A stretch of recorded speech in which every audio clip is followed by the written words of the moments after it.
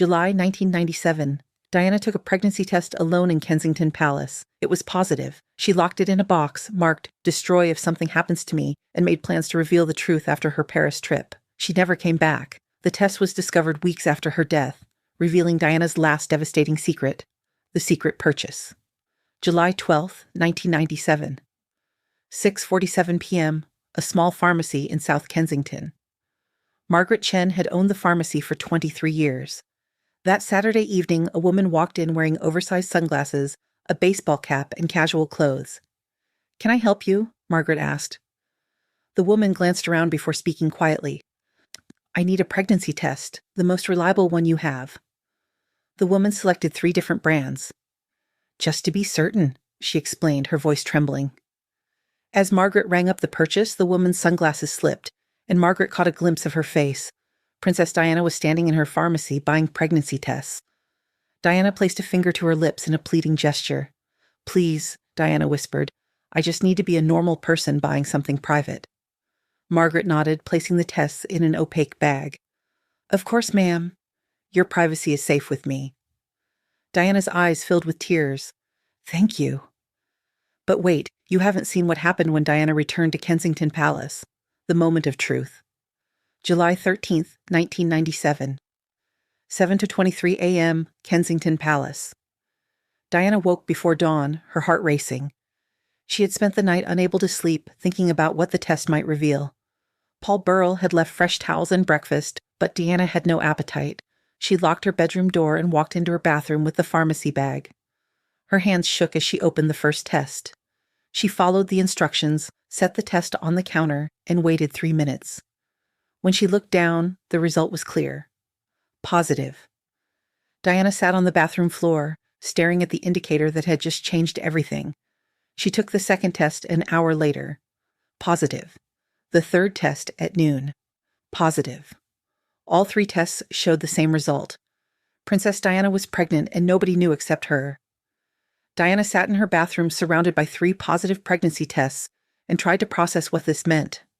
She was 36 years old, divorced from the Prince of Wales, dating Dodi al-Fayed publicly, but the timing was wrong. The dates didn't match. This baby wasn't Dodi's. The baby was someone else's, someone she'd been seeing privately, someone the palace could never accept. Hold up. Diana's next decision would determine everything. The locked box. July 13th, 1997. 2:34 p.m.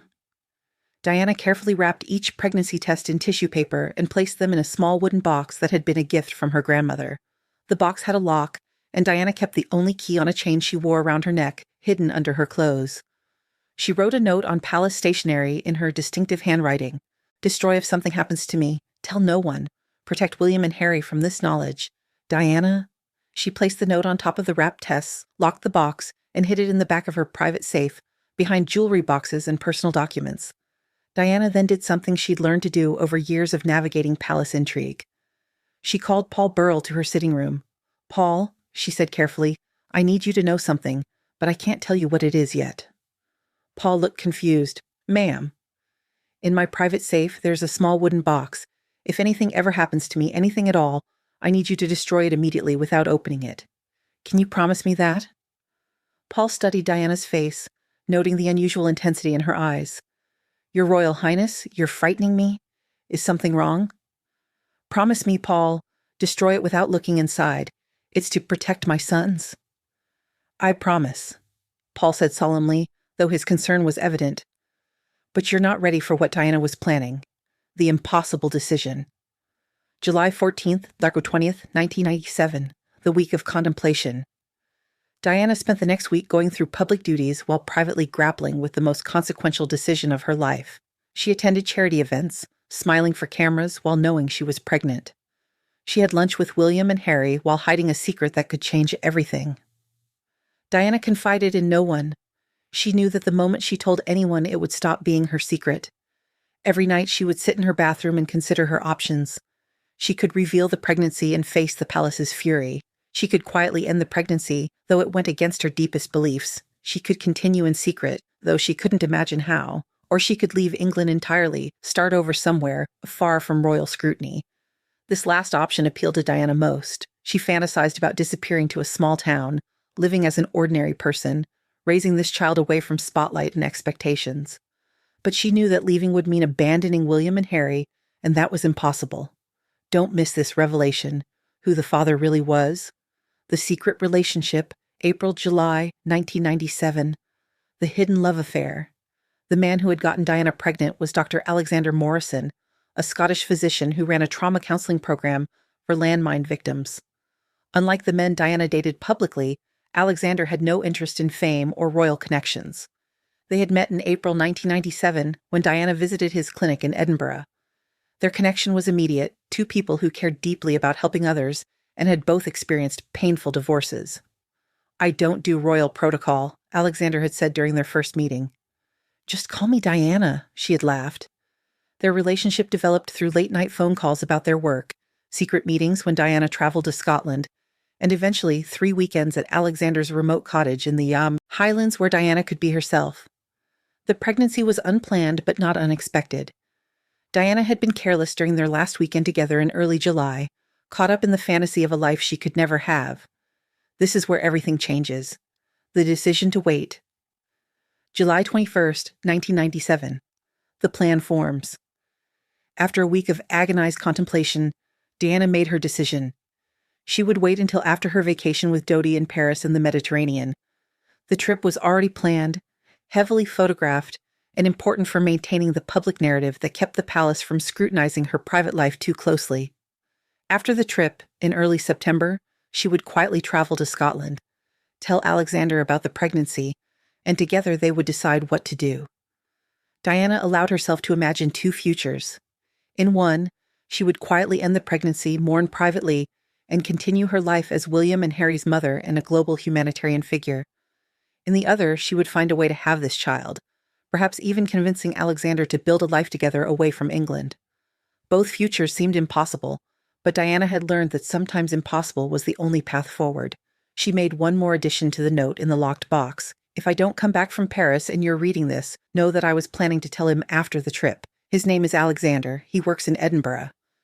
He should know that I was carrying his child and that I died trying to figure out how to make this impossible situation possible. Tell him I loved him more than the fairy tale. D. But you're not going to believe what happened next." The final days, July 22nd, August 30th, 1997, Diana's last secret. Diana spent her final weeks living a double life more complex than any she'd navigated before. Publicly, she was the newly single princess dating Dodi al-Fayed, enjoying Mediterranean vacations and seeming carefree. Privately, she was pregnant, terrified, and desperately trying to figure out what to do. She experienced early pregnancy symptoms, but attributed them to stress when anyone asked. The fatigue, the occasional nausea, the emotional volatility that the press blamed on her dramatic love life. Only Diana knew the real cause. She called Alexander twice during this period, careful phone calls from secure lines where she said nothing about the pregnancy, but tried to gauge his feelings about children, about future possibilities, about impossible situations. "Sometimes I think about just running away," Diana told him during their last phone call, 3 days before Paris. "Starting over somewhere no one knows me." "You'd go mad without your boys," Alexander had replied gently. "You'd miss William and Harry too much to ever really be free." "I know," Diana had admitted, "but sometimes I dream about it anyway." She had wanted to tell him then, wanted to say, "I'm pregnant with your child and I don't know what to do." But the words wouldn't come. Not over a phone line that might be monitored. Not before she could see his face and gauge his honest reaction. Diana planned to see Alexander on September 5th, immediately after returning from Paris. She had already made the arrangements, told her staff she was visiting charity projects in Scotland, booked a private meeting at his cottage. She had even written what she would say in a journal she kept locked in the same safe as the pregnancy tests. "Alexander, I need to tell you something that will change both our lives. I'm pregnant. It's yours. I've taken 3 tests and they're all positive. I know this isn't what either of us planned, but I need you to help me figure out what to do. I can't do this alone." Don't miss this detail, what Diana told Rosa Monckton. The only hint? August 15th, 1997. Diana came closest to revealing her secret to Rosa Monckton, one of her closest friends, during a conversation about Dodi. "Everyone thinks I'm madly in love with Dodi," Diana said carefully. "Do you think that's true?" Rosa had studied her friend's face. "I think you care about him, but I don't think he's the love of your life." Diana had looked away. "There's someone else. Someone I can't talk about yet. Someone who matters more than any of the men the press photographs me with. Will you tell me about him someday?" Rosa asked. "If I survive what's coming next," Diana had replied mysteriously. "If I can figure out how to make an impossible situation work." Rosa had assumed Diana was being dramatic about the media pressure or palace politics. She had no idea Diana was talking about a pregnancy, a secret relationship, and decisions that would affect the rest of her life. Diana had wanted to tell Rosa everything. She trusted her completely, but she also knew that the moment she spoke the words, "I'm pregnant," to anyone, it would become real in a way she wasn't ready to handle. So she kept silent, and Rosa never knew how close Diana had come to revealing her most devastating secret. The final truth. August 31st, 1997, the day everything ended. Diana died in Paris before she could return to Scotland, before she could tell Alexander about the pregnancy, before she could make any decisions about her future or the child she was carrying. When news of the crash reached Kensington Palace, Paul Burrell remembered Diana's instructions about the locked box, but he couldn't bring himself to destroy it immediately. Not while William and Harry were devastated by their mother's death. Not while the world was mourning. Not while he still had questions about what Diana had been hiding. 3 weeks after the funeral, alone in Kensington Palace as it was being closed and Diana's belongings catalogued, Paul finally opened Diana's private safe. He found the small wooden box exactly where Diana had described it. The note on top was clear: "Destroy if something happens to me." Paul sat with the box for 2 hours, debating whether to honor Diana's wishes or satisfy his desperate need to understand what she had been protecting. Finally, his love for Diana and his belief that her secrets deserved to be known overcame his promise. He opened the box. Inside, wrapped carefully in tissue paper, were 3 positive pregnancy tests, all dated July 13th, 1997, 7 weeks before Diana's death. Paul felt the room spin. Diana had been pregnant. She had died carrying a child that no one knew about. He read the expanded note Diana had written, the mention of Alexander in Edinburgh, her plans to tell him after Paris, her acknowledgement that this situation seemed impossible, but she was trying to find a way. Here's the most heartbreaking part. Paul Burrell's impossible decision, the aftermath. September-October 1997. Paul was faced with an agonizing choice. He could destroy the box and the tests as Diana had instructed, taking her secret to his own grave. He could give the tests to someone in the palace, revealing Diana's pregnancy, but potentially destroying her reputation posthumously. Or he could find Alexander and tell him the truth that Diana never got to share. Paul chose a fourth option. He carefully preserved the pregnancy tests and Diana's note in a sealed container with photographic documentation. He would keep Diana's secret until the time was right to reveal it, until William and Harry were old enough to understand, until the truth could be told without causing unnecessary pain. But he also tracked down Dr. Alexander Morrison in Edinburgh. Using Diana's directions in the note, Paul found Alexander at his trauma clinic and requested a private meeting. "Dr. Morrison," Paul said when they met in Alexander's office, "I was Princess Diana's butler. I need to tell you something she never got the chance to say." Alexander went pale. "Is this about us? How did you know?" Diana left a note. "She was planning to see you on September 5th. She had something important to tell you." Paul handed Alexander a sealed envelope containing copies of the note Diana had written, but not the pregnancy tests themselves. Alexander read Diana's words, and tears streamed down his face. "She was pregnant," he whispered. "She died pregnant with my child, and I never knew. She wanted to tell you. She was trying to figure out how to make it work. She died before she had the chance." Alexander crumpled Diana's note in his hand. "Did anyone else know?" "Only me. And only because she wanted the evidence destroyed if something happened to her. I'm telling you because you deserve to know. She said in her note that you should know she was carrying your child and that she loved you." You're not going to believe Alexander's response. The love that endured. October 1997, 2024.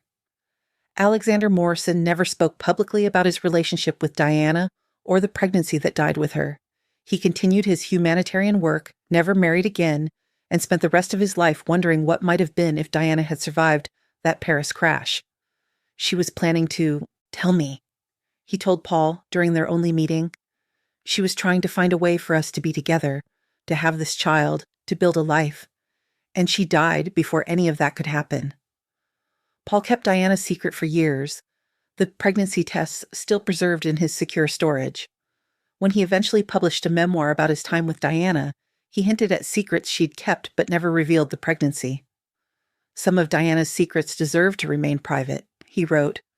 Some truths would cause more pain than understanding. The pregnancy tests remained hidden, locked away, evidence of a future that never happened and a child who was never born. Years later, Paul would reflect on Diana's final secret with profound sadness. She was trying to figure out how to be happy, he said. She'd found love with Alexander, unexpected love that had nothing to do with royalty or fame. The pregnancy terrified her but also represented possibility, a chance at a normal life. She died trying to find a way to make that possibility real. The truth. Diana's secret pregnancy represents the final tragedy of her impossible life. She had found genuine love with someone who wanted nothing from her except her authentic self.